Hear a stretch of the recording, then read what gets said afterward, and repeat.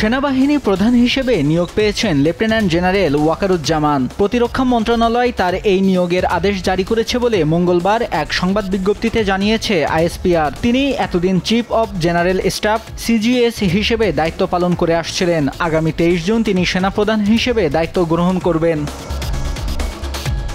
ISPR এর বিজ্ঞপ্তিতে বলা হয়, বাংলাদেশ সেনাবাহিনীর লেফটেন্যান্ট জেনারেল ওয়াকারুজ্জামানকে 23 জুন 2024 থেকে বাংলাদেশ সেনাবাহিনীতে জেনারেল পদে পদোন্নতি দিয়ে প্রতিরক্ষা বাহিনীগুলোর প্রধানদের নিয়োগ, বেতন, ভাতা ও অন্যান্য সুবিধা আইন 2018 অনুসারে ওই দিন অপরাহ্ন থেকে 3 বছরের জন্য সেনাবাহিনীর প্রধান হিসেবে নিয়োগ দেওয়া হয়েছে।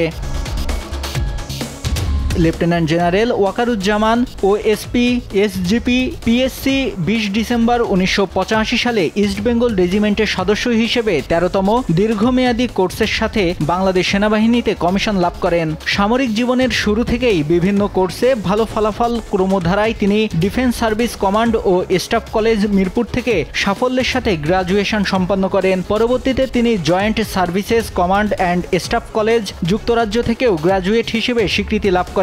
তিনি জাতীয় বিশ্ববিদ্যালয়ের আওতায় প্রথম শ্রেণীতে masters of defence studies MDS সম্পন্ন করেন এবং যুক্তরাজ্যের King's College University of London থেকে masters of arts in defence studies degree অর্জন করেন। তার সুদীর্ঘ 39 বছরের বর্ণাঢ্য সামরিক জীবন কমান্ড, স্টাফ ও প্রশিক্ষকের অভিজ্ঞতায় পরিপূর্ণ।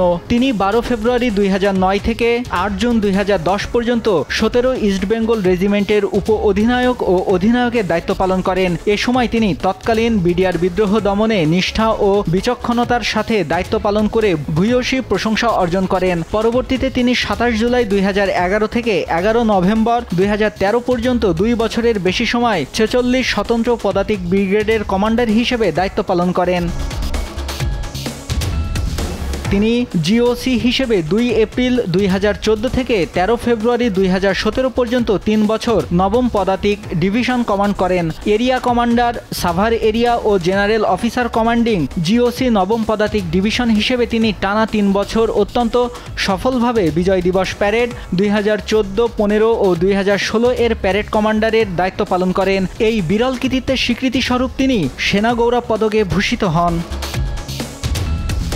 স্টাফ হিসেবে তিনি পার্বত্য চট্টগ্রামে নিয়োজিত একটি brigade, School of Infantry and Practice SINT ও সেনা সদরে বিভিন্ন পদবি ও নিয়োগে দায়িত্ব পালন করেন। এছাড়া তিনি প্রশিক্ষক হিসেবে JCO, NCO academy, JNA School of Infantry and Practice ও Bangladesh Institute of Peace Support and Training BIPSOT এ অত্যন্ত সুনামের সঙ্গে সকল পদবীর দেশি বিদেশি সেনা সদস্যদের প্রশিক্ষণ প্রদান করেন। সেনা সদর সামরিক সচিবের শাখায় তিনি সহকারী সামরিক সচিব, উপসামরিক সচিব ও সামরিক সচিব এমএস হিসেবে বিভিন্ন মেয়াদে দীর্ঘদিন কর্তব্যরত ছিলেন। সেনা সদর জিএস শাখার chief of general staff CGS হিসেবে দায়িত্বভার গ্রহণের পূর্বে তিনি মাননীয় প্রধানমন্ত্রীর principal staff officer PSO AFD হিসেবে প্রধানমন্ত্রীর কার্যালয় স্বতন্ত্র বাহিনী বিভাগে কর্মরত ছিলেন।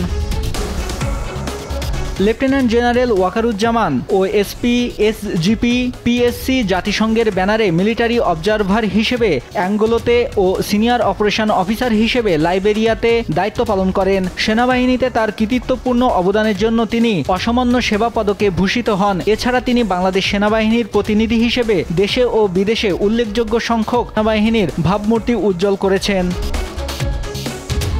নিউজ ডেস্ক, দেশ টিভি।